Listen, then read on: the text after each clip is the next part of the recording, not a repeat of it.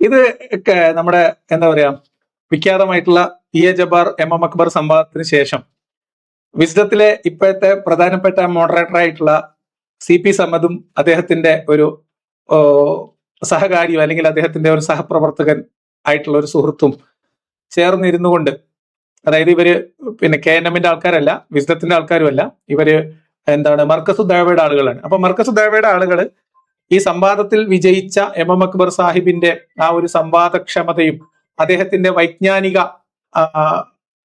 എന്താ പറയാ മികവും അദ്ദേഹത്തിന്റെ അറബി ഭാഷ പരിജ്ഞാനവും ഒക്കെ അത്ഭുതം കൂറുകയും, അപ്പൊ അദ്ദേഹത്തിന്റെ അറബി ഭാഷ പരിജ്ഞാനവും ഒക്കെ ശരിക്കും ഒന്ന് മനസ്സിലാക്കാൻ വേണ്ടിയിട്ട് അദ്ദേഹത്തെ വിളിച്ചിരുത്തി ഒരു ഇന്റർവ്യൂ നടത്തി.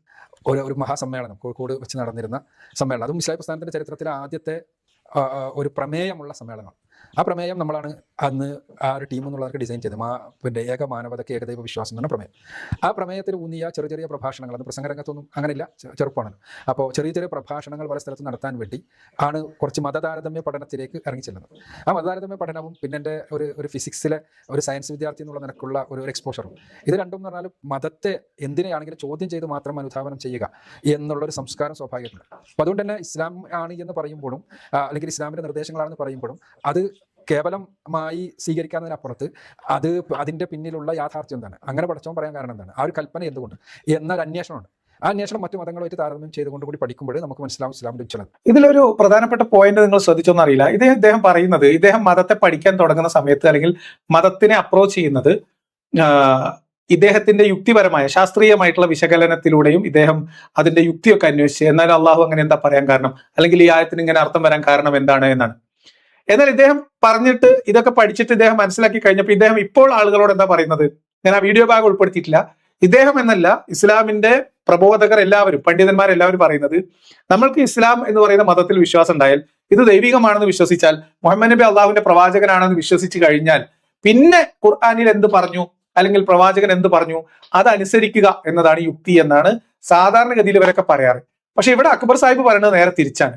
ഇദ്ദേഹം യുക്തിപരമായി ശാസ്ത്രീയമായ വിശകലനങ്ങളിലൂടെ ഖുർആനിന്റെ വാക്യത്തിന്റെ ആന്തരികമായ അർത്ഥത്തിലേക്ക് ഊളിയിട്ടു എന്നും അള്ളാഹു ഈ ആയത്തിൽ ഇങ്ങനെ പറയാനുള്ള യുക്തിപരമായ കാരണം എന്തായിരിക്കുമെന്ന് അന്വേഷിച്ചു എന്നും, അങ്ങനെ അന്വേഷിച്ചപ്പോൾ ഇതര മതങ്ങളുമായി ബന്ധപ്പെടുത്തിയിട്ടൊക്കെ പഠിക്കുകയും അങ്ങനെ ഇസ്ലാമിന്റെ ആ ഒരു ഭയങ്കരമായിട്ടുള്ള സംഭവം അദ്ദേഹത്തിന് ഓർമ്മ വന്നു, അല്ലെങ്കിൽ അത് മനസ്സിലായി എന്നുമാണ്, ഇസ്ലാമിന്റെ ഉജ്ജ്വലത മനസ്സിലായി എന്നും, അങ്ങനെ ഉജ്ജ്വലത മനസ്സിലായതുകൊണ്ട് എന്നാൽ പിന്നെ നല്ലൊരു പ്രോഡക്റ്റ് അല്ലേ കയ്യിൽ വെച്ചോണ്ടിരിക്കേണ്ട, നമുക്ക് ഇത് ഇറങ്ങി കച്ചവടം ചെയ്യാം എന്ന് തീരുമാനിക്കുകയും ചെയ്തു എന്നാണ് ഇദ്ദേഹം പറയുന്നത്. ഞാൻ മനസ്സിലാക്കുന്നത് ഇദ്ദേഹം ഒരു സെയിൽസ് എക്സിക്യൂട്ടീവ് ആയിരുന്നു എന്നാണ്, മാർക്കറ്റിംഗ് ഫീൽഡിൽ സെയിൽസോ മാർക്കറ്റിംഗോ ഒക്കെ ചെയ്യുന്ന ഒരു എക്സിക്യൂട്ടീവ് ആയിരുന്നാണ് എന്റെ മനസ്സിലാക്കല്. ചിലപ്പോൾ എനിക്ക് കിട്ടിയ ഇൻഫർമേഷൻ മേ ബി തെറ്റായിരിക്കാം. എനിവേ, അപ്പോ ആ അർത്ഥത്തിൽ അങ്ങനെ നടക്കുന്ന സമയത്താണ് ഇസ്ലാമിന്റെ ഉജ്ജ്വലത മനസ്സിലാക്കുകയും, ഏത് MSMന് വേണ്ടി ഒരു ഗ്രന്ഥം എഴുതി ഒരു ചെറിയ പരിപാടി സംഘടിപ്പിച്ചു, അതിന്റെ ഭാഗമായിട്ട് ചില കാര്യങ്ങളൊക്കെ അന്വേഷിച്ചപ്പോൾ ഉജ്ജ്വലത മനസ്സിലായി. ഉജ്ജ്വലത മനസ്സിലായ പിന്നെ വെയിലും കൊണ്ട് ബൈക്ക് ഓടിച്ച് നാട്ടുകാരെ പ്രോഡക്റ്റ് വിൽക്കാൻ നടക്കണ്ട, ഇത്രയും ഉജ്ജ്വലമായ ഒരു പ്രോഡക്റ്റ് നമ്മളെത്തുണ്ടെങ്കിൽ നമുക്ക് അതിന് ഇച്ചിരി യോഗ്യത കുറവാണെങ്കിലും നമുക്ക് എന്നാ പിന്നെ ഇതന്നെ വിൽക്കാം എന്ന് അദ്ദേഹം തീരുമാനിച്ചു എന്നാണ് അദ്ദേഹത്തിന്റെ കഥ. ആ ഇസ്ലാമിന്റെ ഉജ്ജ്വലത നമുക്ക് മനസ്സിലാകുമ്പോഴാണ് അത് പ്രസന്റ് ചെയ്യേണ്ടതിന്റെ ആവശ്യകതയും, അത് നമ്മൾ അതിന് അർഹനാണെങ്കിലും അല്ലെങ്കിലും ആളുകൾക്ക് ഇത് ഇത്രയും ഉജ്ജ്വലമായ പ്രോഡക്റ്റ് നമ്മുടെ കയ്യിൽ ഉണ്ടായിട്ട് അത് പ്രസന്റ് ചെയ്യാതിരിക്കുന്നത് ഒരു ശരിയല്ലോ എന്നുള്ളൊരു ബോധ്യത്തിൽ നിന്നാണ് സത്യത്തിൽ ഇസ്ലാമിക പ്രബോധന രംഗത്ത് ചെറിയ രൂപത്തിലുള്ള സംവാദങ്ങൾ ചെയ്യാനുള്ള ഒരു പ്രചോദനമാണ്. അത് പിന്നീട് നിച്ച് ഓഫ് ട്രൂത്ത് അരീക്കോട് ഉണ്ടായത്. പിന്നെ നിച്ച് ഓഫ് ട്രൂത്തായിട്ട് ബന്ധപ്പെട്ട് പ്രവർത്തിക്കുവാൻ ആരംഭിച്ചു. അപ്പോൾ അത് കൂടുതൽ ബാധ്യതയായി മാറി. അങ്ങനെയാണ് ഈ പ്രബോധന രംഗത്ത് ഇങ്ങനെ കാരണം. അപ്പോൾ ഇസ്ലാം ഉജ്ജ്വലമായ ഒരു പ്രൊഡക്റ്റ് ആണെന്ന് മനസ്സിലാക്കി നമ്മൾ വേറെ ഈ സിമെന്റും കമ്പിയൊന്നും മാർക്കറ്റ് ചെയ്യുന്ന അത്ര റിസ്ക് ഇല്ല, ഇത് കുറച്ചുകൂടി സേഫ് ആണെന്ന് മനസ്സിലാക്കി. ഇത്രയും ഉജ്ജ്വലമായ ഒരു പ്രോഡക്റ്റ്, റിസ്ക് ഇല്ലാതെ കച്ചവടം ചെയ്യാവുന്ന ഒരു പ്രോഡക്റ്റ് കയ്യിലുണ്ടായിട്ട് പിന്നെ നമ്മൾ പിന്നെ ഇത് കച്ചവടം ചെയ്താൽ എന്താ എന്ന് വിചാരിച്ച് അത് കച്ചവടം ചെയ്യാൻ വേണ്ടിയിട്ടുള്ള ചെറിയ ചെറിയ നുറുങ്ങ് കലാപരിപാടികളൊക്കെ പിന്നെ സ്വായത്തമാക്കി അങ്ങനെയാണ് ഇറങ്ങി തിരിച്ചതാണ് എന്നാണ് ഇദ്ദേഹം പറഞ്ഞത്. അതിൽ അദ്ദേഹം പറഞ്ഞ ഒരു വാക്ക് നിങ്ങൾ ശ്രദ്ധിച്ചല്ല, നമുക്ക് അതിന് അർഹത ഉണ്ടെങ്കിലും ഇല്ലെങ്കിലും. അതായത് നമുക്കിത് മനസ്സിലായിട്ടുണ്ടെങ്കിലും ഇല്ലെങ്കിലും, ഇത് കിതാബ് തിരിഞ്ഞാലും ഇല്ലെങ്കിലും, നമ്മളിപ്പോ ഒരു പ്രൊഡക്റ്റ് വാങ്ങി ഉപയോഗിച്ച് അതിന്റെ ഗുണഫലങ്ങൾ മുഴുവൻ അനുഭവിച്ചിട്ടൊന്നുമല്ലല്ലോ ഒരു സാധനം വിൽക്കാൻ പോകുന്നത്. എന്നതുപോലെ ഇത് കൊള്ളാം, കച്ചവടത്തിന് കൊള്ളാം എന്ന് തോന്നി, ലാഭകരമായ കച്ചവടമാണ് എന്ന് മനസ്സിലാക്കി അദ്ദേഹം ആ കച്ചവടത്തിന് ഇറങ്ങി. എന്നിട്ട് അദ്ദേഹത്തോട് അപ്പോൾ അവർ ചോദിക്കണോ, ഇത്രയൊക്കെ അറിഞ്ഞ് അള്ളാഹു ഈ ഒരു ഖുർആനിൽ ഇങ്ങനെ പറയാൻ എന്തായിരിക്കും കാരണം എന്നൊക്കെ അന്വേഷിക്കാനും മാത്രമുള്ള പാണ്ഡിത്യമുള്ള അക്ബർ സാഹിബിന്റെ അറബി പാണ്ഡിത്യം എത്രത്തോളം ഉണ്ട്. ഇപ്പൊ ജബ്ബാർ മാഷ് ഖുർആൻ ക്ലാസ് അറബിയിൽ എടുക്കുന്നു, അല്ലെങ്കിൽ അറബിയിലുള്ള ഖുർആൻ ജബ്ബാർ മാഷ് ക്ലാസ് എന്ന രീതിയിൽ അവതരിപ്പിക്കുന്നു, അത് ഭയങ്കര പ്രശ്നമാണ് എന്നൊക്കെ പറഞ്ഞു നടക്കുന്ന ആൾക്കാരുടെ നേതാവ് അദ്ദേഹത്തിന്റെ, അതായത് ഖുർആനില് അള്ളാഹു ഒരു ആയത്തിൽ അങ്ങനെ പറയാൻ കാരണം എന്താണെന്ന് അന്വേഷിച്ച് അതിനെ വിശദാംശങ്ങളിലേക്ക് ഇറങ്ങിച്ചെന്ന് വിശകലനം ചെയ്ത് മാത്രം റീസണിങ്ങിലൂടെ മാത്രം ഖുർആൻ ബോധ്യപ്പെട്ട അക്ബർ സാഹിബിന് ഖുർആനിലുള്ള അവഗാഹം, എന്നിട്ട് പിന്നെ അത് ഉജ്ജ്വലമായ ഒരു പ്രൊഡക്റ്റ് ആണെന്ന് മനസ്സിലാക്കി അത് കച്ചവടം ചെയ്യാൻ ഇറങ്ങി തിരിച്ച അക്ബർ സാഹിബിന്റെ അറബി പരിജ്ഞാനം എത്രയാണെന്ന് ഇനി അക്ബർ സാഹിബ് പറയുമെന്ന് കേട്ടോളി. ഈ ഇസ്ലാമിക കോളേജുകളിലെ മറ്റൊന്നും ഔദ്യോഗികമായി പഠിക്കാത്ത അക്ബർ സാഹിബിന് എങ്ങനെയാണ് ഇത്രത്തോളം ഗഹനമായ അറിവ് നേടാൻ സാധിച്ചത്? അതിന് താങ്കൾ സ്വീകരിച്ച മാർഗം ഒന്ന് പ്രേക്ഷകർക്ക് വേണ്ടി ഒന്ന്. സത്യത്തിൽ ഗഹനമായ അറിവ് എന്നെല്ലാം പറയുമ്പോൾ അതൊന്നും എന്നെക്കുറിച്ച് അത്ര ശരിയായ പരാമർശമാണെന്ന് തോന്നുന്നില്ല. കാരണം ഞാൻ വിഷയങ്ങളെ പഠിക്കാറുണ്ടെന്നല്ലാതെ അങ്ങനെ ഒരു ഡെപ്തിൽ ഉള്ള ഒരു നോളജ് എനിക്കുണ്ടെന്ന് എനിക്ക് തോന്നിയിട്ടില്ല ഒരു വിഷയത്തിലാണ്. ഞാൻ സത്യത്തിൽ ഔദ്യോഗികമായി മദ്രസ ഗവൺമെൻറ് 5ാം ക്ലാസ് മദ്രസയാണ് എൻ്റെ ഇസ്ലാമിക വിദ്യാഭ്യാസം എന്നാണ്. പഠിക്കുന്ന കാലത്ത് ഞാൻ ഡിഗ്രി ഫിസിക്സ് ആണ് പഠിക്കുന്ന കാലത്ത് തമാശക്ക് പോലും അറബി കോളേജുകളൊന്നും കയറി പോകാൻ എനിക്ക് അവസരം ഉണ്ടായിട്ടില്ല. അപ്പോൾ അത് ആണ് എൻ്റെ ഇസ്ലാമികമായ ഒരു പശ്ചാത്തലം. അങ്ങനെ ഇരിക്കുമ്പോഴാണ് നമ്മളെ കണ്ണൂരിലെ പ്രധാനപ്പെട്ട ദാഴിമാരിൽ ഒരാളും സലഫി കണ്ണൂർ ടൗൺ സലഫി മസ്ജിദിലെ ഹത്തീബും സർവോപരി വിസ്ഡത്തിലെ യുവരക്തം സംസ്ഥാന വൈസ് പ്രസിഡന്റ് ആയിട്ടില്ല ശ്രീ അബ്ദുള്ള അബ്ബാസിന്റെ പിതാവുമായ CP സലീം ഒരു കച്ചവടത്തെക്കുറിച്ച് ഖുർആനിൽ നിന്ന് ഒരു ഉദ്ധരണി എടുത്ത് തന്റെ മുമ്പിൽ വെള്ളിയാഴ്ച ജുമാ ഖുത്ബക്ക് ഇരിക്കുന്ന ആളുകളുടെ മുമ്പിൽ അവതരിപ്പിക്കുന്നത്. എല്ലാവരും കച്ചവടം, കാര്യം, ജോലി എന്നൊക്കെ പറഞ്ഞ് ഓടി നടക്കല്ലേ, എന്നാൽ ഞാൻ നിങ്ങൾക്ക് ഒരു കച്ചവടത്തെക്കുറിച്ച് അറിയിച്ചു തരട്ടെയോ എന്ന്. അത് അദ്ദേഹം സ്വന്തം നിലക്ക് പറയല്ല, ഇവർക്കൊക്കെ ഈ കച്ചവടം പഠിപ്പിച്ചു കൊടുത്തത് മുഹമ്മദ് നബിയാണ്. മുഹമ്മദ് നബിക്കാകട്ടെ ഈ കച്ചവടം പറഞ്ഞു കൊടുത്തത് അള്ളാഹുമാണ്. കച്ചവടം എന്ന് കേൾക്കുമ്പോൾ മനുഷ്യർക്ക് വല്ലാത്ത താല്പര്യമാണ്. ഒരു കച്ചവടം ഇവിടെ ആരംഭിക്കാൻ പോകുന്നു, അതിൽ ഇത്രയാണ് ഷെയർ, അതിൽ ഇങ്ങനെയാണ് ലാഭം. ആ കമ്പനി ലോകത്തിന്റെ വ്യത്യസ്ത ഭാഗങ്ങളിൽ ഇപ്പോൾ നടന്നുകൊണ്ടിരിക്കുന്നു. അതിൽ ഷെയർ എടുത്ത ഒരാൾക്ക്, ഈ അടുത്തുള്ള ഒരാൾക്ക് ഓരോ മാസവും 52,000 രൂപ വീതം അയാളുടെ അക്കൗണ്ടിലേക്ക് വന്നുകൊണ്ടിരിക്കുന്നു. 300 ആളുകൾക്ക് മാത്രമേ ഷെയർ ചേരാൻ അവസരമുള്ളൂ. ഒരു ഷെയറിന് 6 ലക്ഷമാണ് എന്നൊരു വിവരം കിട്ടിയാൽ 5 പൈസ കയ്യിലില്ലാത്തവനും ഇറങ്ങിത്തിരിക്കും, എങ്ങനെയെങ്കിലും അതിൽ ഷെയർ എടുക്കണം. കാരണം ഹലാലായ രൂപത്തിലാണ്, ലാഭം ഉണ്ട് എന്ന കാര്യത്തിൽ ഇപ്പോൾ തർക്കവും ഇല്ല. അപ്പോൾ ആളുകൾക്ക് വല്ലാത്ത താല്പര്യമാണ് ലാഭം, അതും ഹലാലായ മാർഗത്തിൽ. സത്യവിശ്വാസികൾ അങ്ങനെയാണല്ലോ ലാഭം കൊയ്യേണ്ടത്. അപ്പോൾ കച്ചവടത്തെക്കുറിച്ചുള്ള മനുഷ്യരുടെ മനോഗതം അറിയുന്ന റബ്ബ് ആ കച്ചവടം തന്നെ ഉദാഹരണമായെടുത്തു. അപ്പൊ കച്ചവടം എന്ന് കേൾക്കുമ്പോൾ എല്ലാവർക്കും ഒരു ഇതാണ്, ഒരു റങ്കാണ്. 6 ലക്ഷം മുറക്കിയിട്ട് 50,000 ഉറുപ്പിക കിട്ടുക എന്ന് പറഞ്ഞാൽ വലിയ കിട്ടലാണ്. അപ്പോ ആകെ 300 ആൾക്ക് എന്നൊക്കെ പറഞ്ഞ് എന്ത് കച്ചവടം അദ്ദേഹം പറഞ്ഞ എനിക്ക് മനസ്സിലായില്ല, എന്തെങ്കിലാവട്ടെ. അപ്പൊ ഇങ്ങനെ കച്ചവടം എന്ന് കേൾക്കുമ്പോൾ ചാടി വീടുന്ന ആൾക്കാരാണ് നിങ്ങളെങ്കിൽ നിങ്ങൾക്ക് ഞാൻ ഏറ്റവും ലാഭകരമായ ഒരു കച്ചവടത്തെ കുറിച്ച് പറഞ്ഞു തരട്ടെയോ എന്ന് ആരെ പറഞ്ഞു തരുന്നത്? അള്ളാഹുവാണ്. ഇനി ശ്രദ്ധിച്ചിരുന്നോളൂ, ഇതുവരെ നമ്മൾ തമാശ പറഞ്ഞ പോലെയല്ല. ഇനി അള്ളാഹു നമ്മൾ കച്ചവടത്തിന്റെ കണക്ക് പറയാണ്. അതിലേറ്റവും പ്രധാനപ്പെട്ട 61-ാം അധ്യായമായ സൂറത്തു സഫിൽ റബ്ബ് സുബ്ഹാനഹു വ തആല 10-11 ആയത്തുകളിൽ നമ്മെ വിളിച്ചുകൊണ്ട് യാ അയ്യുഹല്ലദീന ആമനു, ഈമാനുള്ളവരെ, സത്യവിശ്വാസികളെ എന്ന് റബ്ബ് വിളിച്ച് നമ്മോട് പറയാനുള്ള കാര്യം, ഹൽ അദുല്ലുക്കും അലാ തിജാറ, ഒരു കച്ചവടത്തെ പറ്റി നാം നിങ്ങൾക്ക് വിവരം നൽകട്ടെയോ എന്നാണ്. അപ്പൊ അള്ളാഹ് ചോദിക്കാണ് അണികളോട്. ആരോട്? അള്ളാഹ് ചോദിക്കാറുണ്ട്, മുഹമ്മദ് നബി ചോദിക്കാണ് കൂട്ടുകാരോട്, കൂടെ വന്നവരോട് ചോദിക്കാണ്, നിങ്ങൾക്ക് ഏറ്റവും ലാഭകരമായ ഒരു കച്ചവടത്തെ കുറിച്ച് ഞാൻ നിങ്ങൾക്ക് അറിയിച്ചു തരട്ടെയോ എന്നാണ്. അപ്പൊ എല്ലാവർക്കും ഭയങ്കര സന്തോഷമായി. എന്താണ് ഇപ്പോ ഏറ്റവും ലാഭകരമായ കച്ചവടം? ആ കച്ചവടം ചെയ്താലുള്ള ഗുണം എന്താന്ന് വെച്ചാൽ ആ കച്ചവടത്തിലൂടെ നമുക്ക് കിട്ടുന്ന ഏറ്റവും വലിയ ലാഭം എന്താണെന്ന് ഉസ്താദ് ആദ്യം പറയും. എന്താണ് റബ്ബ് സുബ്ഹാനഹു വ തആല അറിയിച്ചു തരുന്ന ആ കച്ചവടത്തിന്റെ പ്രത്യേകത? തുൻജീകും മിൻ അദാബിൻ അലീം.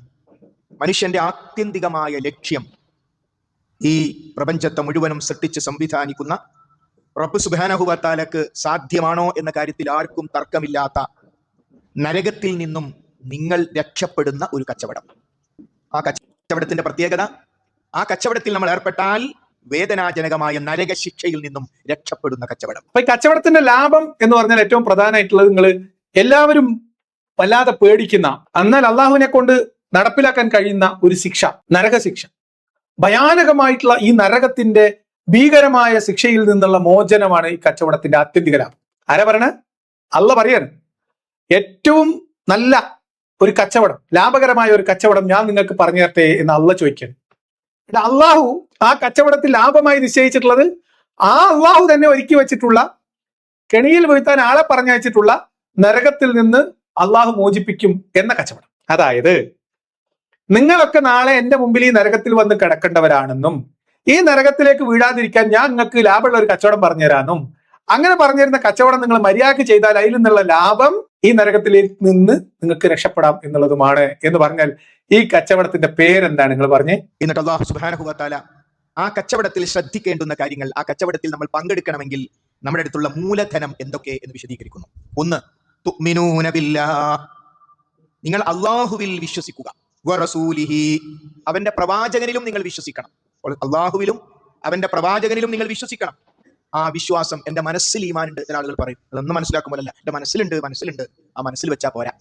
ആ സത്യമാണെന്ന് മനസ്സിലാക്കിയ ഈമാൻ അത് പുറത്തേക്ക് ചില കാര്യങ്ങൾ ചെയ്യേണ്ടതുണ്ട്. അപ്പൊ ഈ കച്ചവടത്തിൽ നിന്നുള്ള ലാഭം നമ്മൾ പറഞ്ഞു, അത് ഈ എന്താ പറയുക, ഭയാനകമായ നരകശിക്ഷയിൽ നിന്നുള്ള രക്ഷപ്പെടലാണ്. അതാണ് അതിൽ ഏറ്റവും പ്രധാനപ്പെട്ടത്. ഇനി ആ കച്ചവടത്തിൽ ആ ലാഭം നിങ്ങൾക്ക് കൊയ്യണമെങ്കിൽ, കച്ചവടത്തിന് ഇറങ്ങണമെങ്കിൽ നിങ്ങൾക്ക് ആകെ വേണ്ട മൂലധനം എന്ന് പറയുന്നത് അള്ളാഹുവിലും അള്ളാഹുവിന്റെ റസൂലിലും വിശ്വസിക്കുകയും, അങ്ങനെ വിശ്വസിച്ചാൽ മാത്രം പോരാ, സൽക്കർമ്മങ്ങൾ പ്രവർത്തിക്കുകയും. സൽക്കർമ്മങ്ങൾ പ്രവർത്തിച്ചാൽ പോരാ, ആരാധനയൊന്നും പോരാ. പിന്നെയോ അതിങ്ങനെ എനിക്ക് വിശ്വാസമുണ്ട്, എനിക്ക് ഈമാനുണ്ട്, ഞാൻ നിസ്കരിക്കുന്നുണ്ട്, ഞാൻ നോൽമ്പോൽക്കുന്നുണ്ട് എന്നൊന്നും പറഞ്ഞിട്ട് കാര്യമില്ല.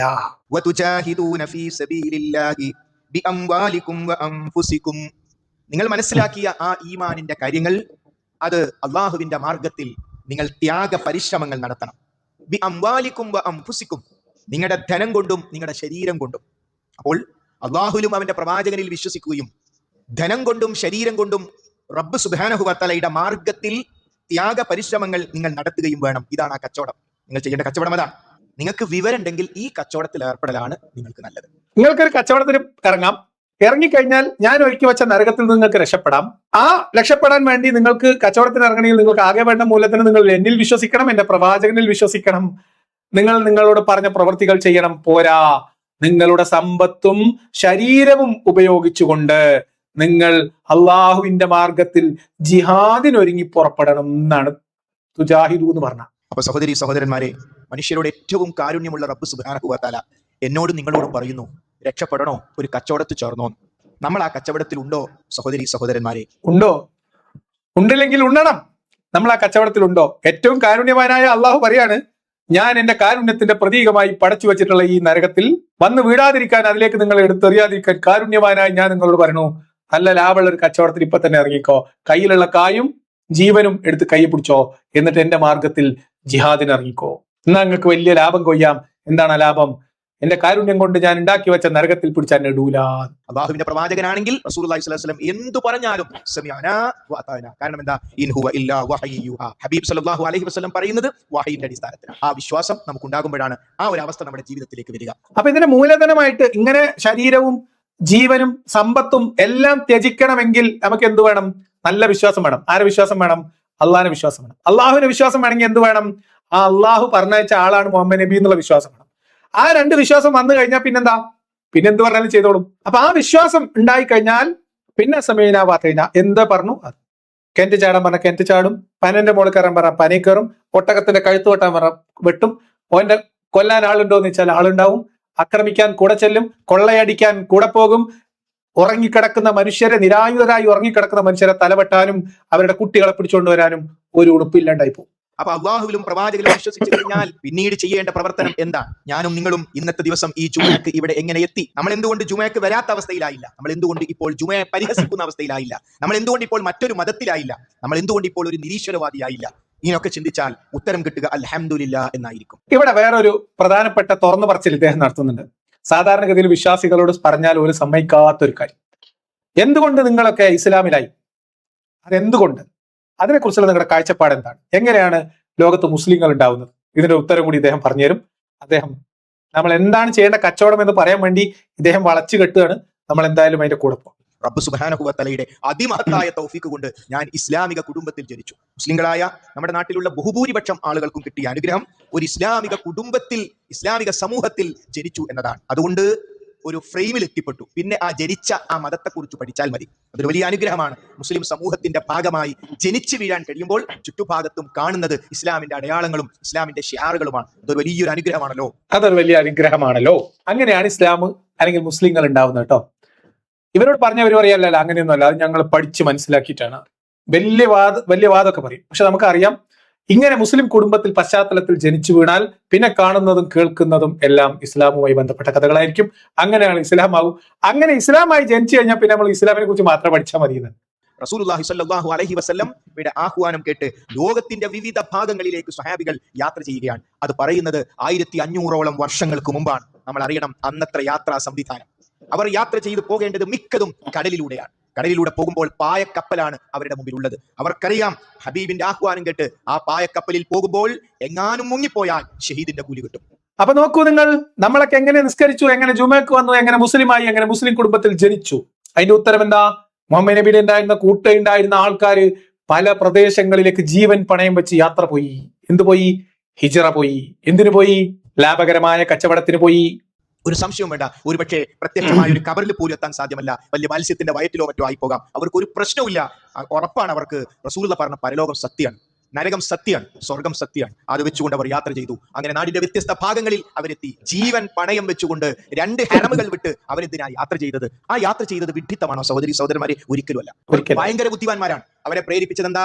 ഹല്ലദുല്ലുക്കും അലാ തിജാറ, ഒരു കച്ചവടത്തെ പറ്റി നാം നിങ്ങൾക്ക് പറഞ്ഞു തരട്ടെയോ? മിൻ അദാബിൻ അലീം, വേദനാജനകമായ നരകശിക്ഷയിൽ നിന്നും നിങ്ങൾക്ക് രക്ഷ കിട്ടുന്ന കച്ചവടം.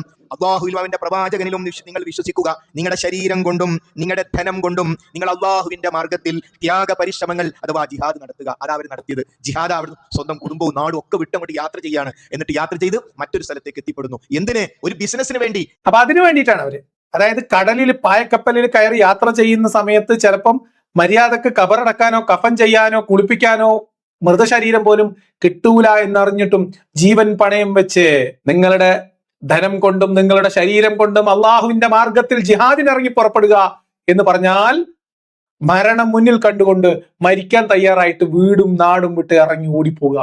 എന്തിനു വേണ്ടി? ജിഹാദിന് വേണ്ടി. അപ്പൊ നിങ്ങൾക്ക് തോന്നും അള്ളാഹിന്റെ റസൂൽ അവിടെ ഉണ്ടല്ലോ, 2 ഹറം അവിടെ ഉണ്ടല്ലോ, അതൊക്കെ വിട്ടിട്ട് എന്തിനാണ് അവർ ഇങ്ങോട്ട് ഓടിപ്പോകുന്നത്? ജന്നത്തുൽ ബഖീം വിട്ട് എന്തിനാണ് അവർ ഓടിപ്പോരുന്നത്? അതവർക്ക് നഷ്ടക്കച്ചവടമല്ലേ നിങ്ങൾ ചോദിക്കും. അങ്ങനെയല്ല, നഷ്ടക്കച്ചവടമല്ല, അത് ഭയങ്കര ലാഭമുള്ള കച്ചവടമാണ്. ആ ലാഭമുള്ള കച്ചവടമായ ജിഹാദിനാണ് ഇവർ ഇറങ്ങി പുറപ്പെട്ടത്.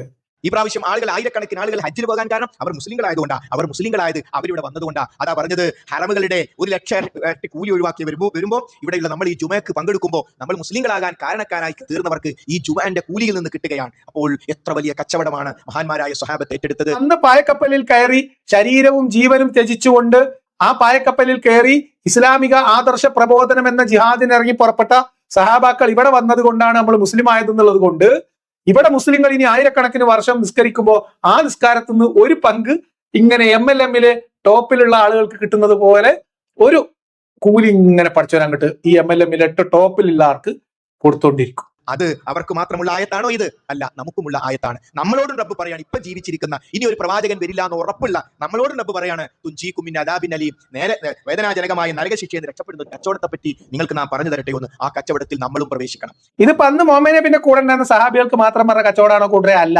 നമുക്കും ഈ കച്ചവടത്തിൽ ഇറങ്ങണം. എന്താണ് ആ കച്ചവടം? ഇനി എന്താണ്?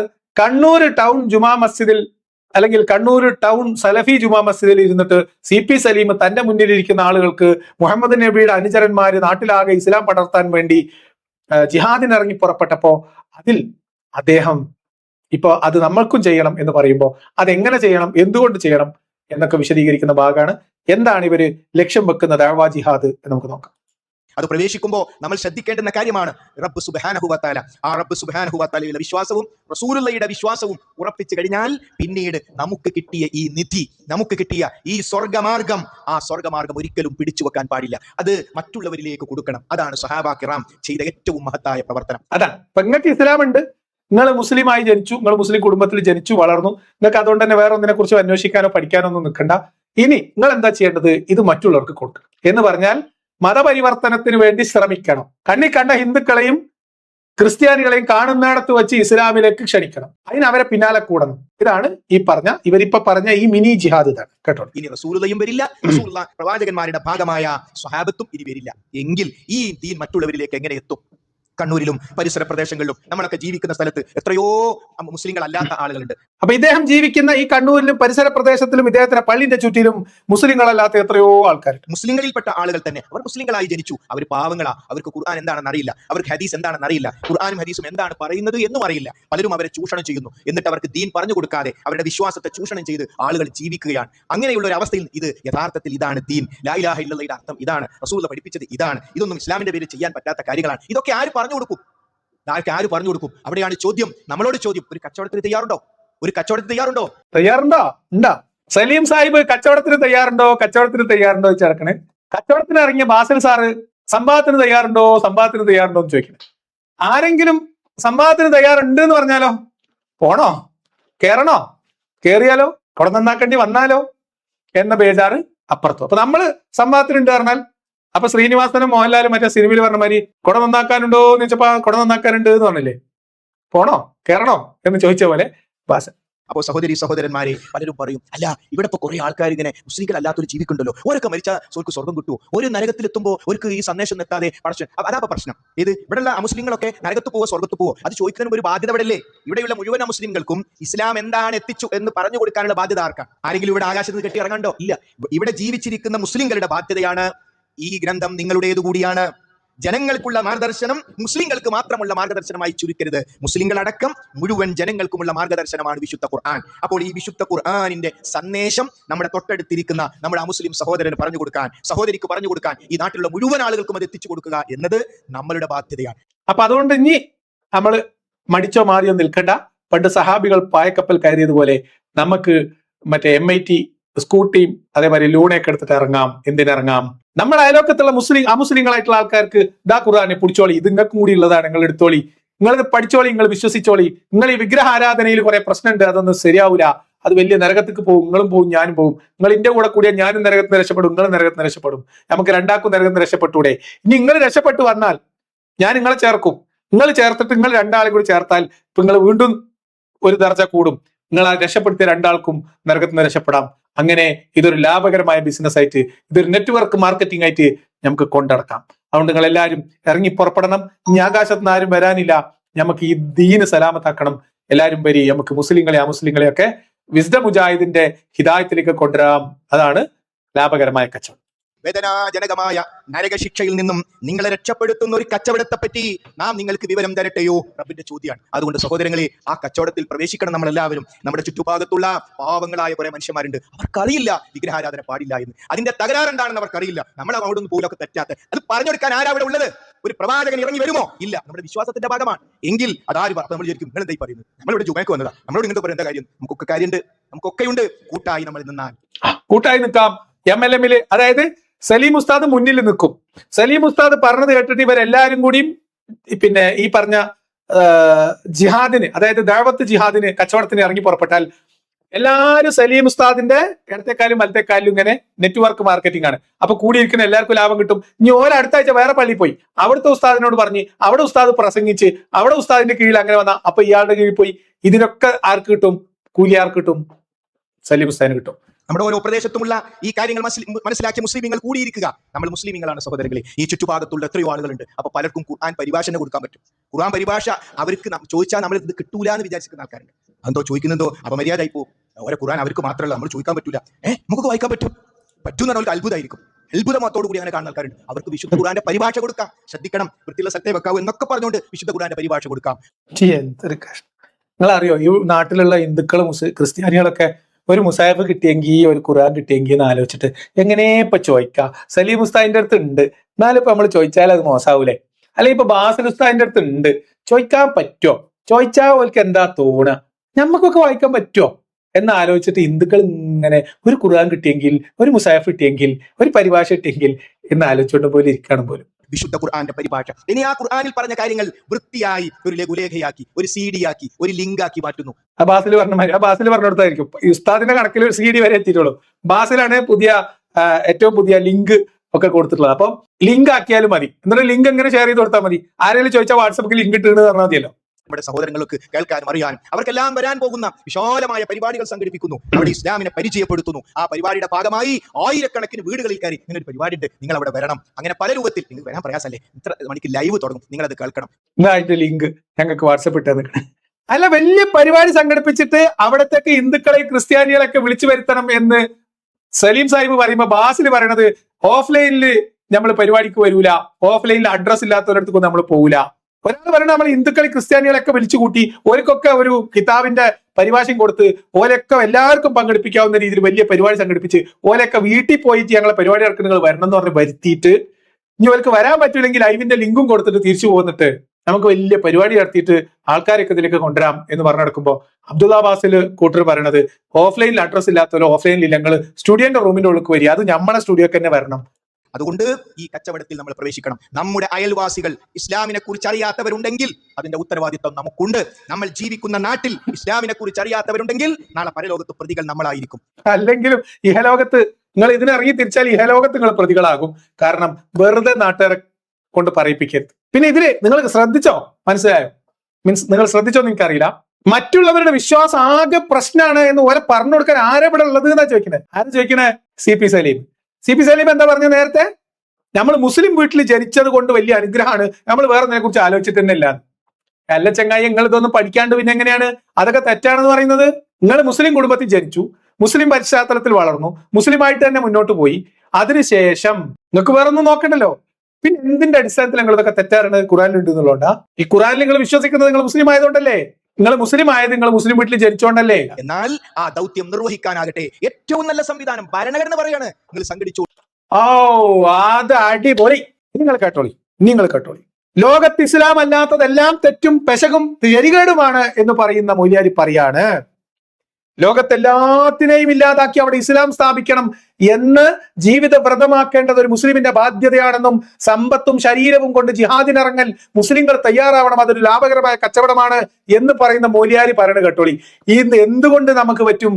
നമ്മളെ ഭരണഘടന നമുക്ക് അതിന് അനുവാദം തരുന്നുണ്ട്. മതപ്രബോധനത്തിന് വേണ്ടി സംഘടിച്ചോളൂ, പള്ളികൾ ഉണ്ടാക്കിക്കോളൂ, മദ്രസ ഉണ്ടാക്കിക്കോളൂ, പരിപാടി സംഘടിപ്പിച്ചോളൂ. ഇവിടെ നടക്കുന്ന ഇസ്ലാമിക പ്രബോധനങ്ങളുടെ ആ വലിയ പരിപാടിയുടെ പെർമിഷൻ ആരാ തരുന്നത്? ഭരണഘടന പ്രകാരം തൊട്ടടുത്ത പോലീസ് സ്റ്റേഷൻ കിട്ടുന്നത്. അതാ നമ്മുടെ നാട്. അത്രയും സൗകര്യം ദഅവത്തിന് വേണ്ടി നമ്മുടെ മുമ്പിലുണ്ട്. ഇസ്ലാം രാജ്യത്ത് കിട്ടൂല പിന്നല്ലേ? നിങ്ങൾ സൗദി പോയിട്ട് നമ്മുടെ നാട്ടിലെ AP ഉസ്താദിന്റെ സുന്നത്ത് ജമാഅത്താണ് ഏറ്റവും ശരിയായ ദീൻ എന്നൊന്ന് പറയാൻ പറയും. ഇസ്ലാമിക രാജ്യത്ത് പോലും കിട്ടാത്ത അത്രയും സൗകര്യം ദഅവത്തിന് വേണ്ടി കിട്ടുന്ന നാടാണ് ഈ ഇന്ത്യ രാജ്യം, അതിന്റെ ഭരണഘടന. അതുകൊണ്ട് എല്ലാവരും കൂട്ടരെ പോന്നോളി, നമുക്ക് ഇന്ത്യ രാജ്യത്തുള്ള മുഴുവൻ ആൾക്കാരെയും ഇസ്ലാമാക്കാം. ഉളുപ്പുണ്ടോ ചങ്ങായിയെ? എനക്ക് ഉളുപ്പുണ്ടോ? ഇന്ത്യ രാജ്യത്തിന്റെ ഭരണഘടനയുടെ മഹത്വം അത് മനസ്സിലായോ? മനസ്സിലായിട്ടില്ല. അത് മനസ്സിലായി ഈ പണിക്ക് നിൽക്കുവോ?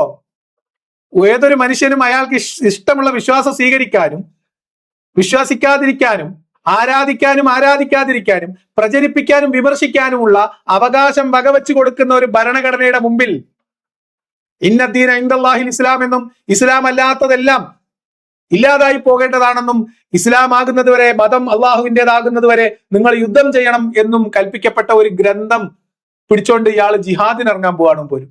ബുദ്ധിയുള്ളവർക്ക്, ചിന്തിക്കുന്നവർക്ക് ഈ പറഞ്ഞ ഈ സലീം ഉസ്താദിന്റെ ഒരൊറ്റ കച്ചവട ക്ലാസ്സിൽ കാര്യം മനസ്സിലായി. ഇസ്ലാമിന് അധികാരമുള്ളിടത്ത് ഇന്ത്യയിലുള്ള ഈ സ്വാതന്ത്ര്യം ഉണ്ടോ? ഇല്ല. അത് ഉസ്താദിനെ അറിയാം. സുന്നത്ത് ജമാഅത്തിന്റെ AP ഉസ്താദിനെ സൗദി അറേബ്യയിലോ അല്ലെങ്കിൽ ഖത്തറിലോ ബഹ്റൈനിലോ പോയിട്ട് ഇവരുടെ ഷെയറെ മുബാറക്കിന്റെ കച്ചവടം നടത്താൻ സമ്മതിക്കുവോ? അപ്പൊ ഇസ്ലാമിനകത്ത് ആദർശപരമായി ഭരണമുള്ള, ഇസ്ലാമിന്റെ ഭരണമുള്ള സ്ഥലത്ത് ഇസ്ലാമിനകത്തുള്ള വ്യത്യസ്ത ധാരകളെ പോലും പ്രവർത്തിക്കാൻ അനുവദിക്കാത്ത അത്രയും സങ്കുചിതമായിട്ടുള്ള ഒരു പ്രത്യയശാസ്ത്രം കയ്യിൽ പിടിച്ചിട്ട് പറയാണ് നമ്മളെ ഭരണഘടനയിൽ നമുക്ക് ഇതൊക്കെ ചെയ്യാനുള്ള സ്വാതന്ത്ര്യം കിട്ടി വരി, നമുക്ക് പോകാം. ഒന്നുകൂടി ചോദിക്കാറ്, ഉളുപ്പുണ്ടോ ചങ്ങായിമാരെ ഈ കിതാബ് കൊണ്ട് നാട്ടിനടുത്ത് ഇറങ്ങാൻ? അതുകൊണ്ട് സഹോദരി സഹോദരന്മാരെ, നമുക്ക് കിട്ടിയ ഈ വെളിച്ചത്തിന്റെ വില നമ്മൾ തന്നെ അറിയാനും അത് കാരണമായി തീരും. അതുകൊണ്ട് റബ്ബ് സുബ്ഹാനഹു വ തആല നമുക്ക് നൽകിയിട്ടുള്ള ഈ സന്ദേശത്തെ നമ്മുടെ ഇതേ മനസ്ഥിതിയുള്ള നമ്മുടെ ആൾക്കാരൊന്ന് കൂടിയിരുന്ന് നമ്മുടെ എല്ലാ പ്രദേശങ്ങളിലും പരിശുദ്ധ ഇസ്ലാമിന്റെ പ്രചാരണം നമ്മൾ ഏറ്റെടുത്താൽ ഇൻ തൻസുറുല്ലാഹ യൻസുറുക്കും, നിങ്ങൾ അള്ളാഹുവിനെ സഹായിച്ചാൽ അള്ളാഹു നിങ്ങളെ സഹായിക്കും.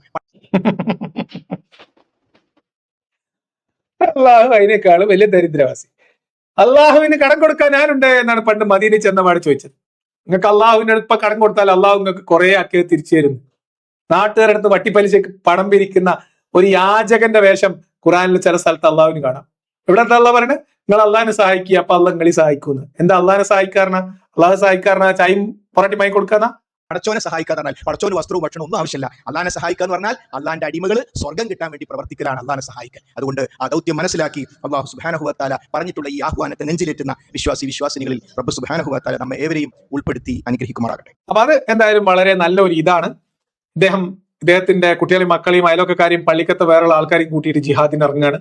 എന്താണ് ജിഹാദ്? ദഅവത്താണ് ജിഹാദ്. നമ്മളെ കണ്ണൂരും പരിസരത്തുള്ള സകല ആൾക്കാർക്കും ഇസ്ലാം ദീൻ എത്തിച്ചു കൊടുക്കുകയാണ് അവരുടെ ദൗത്യം.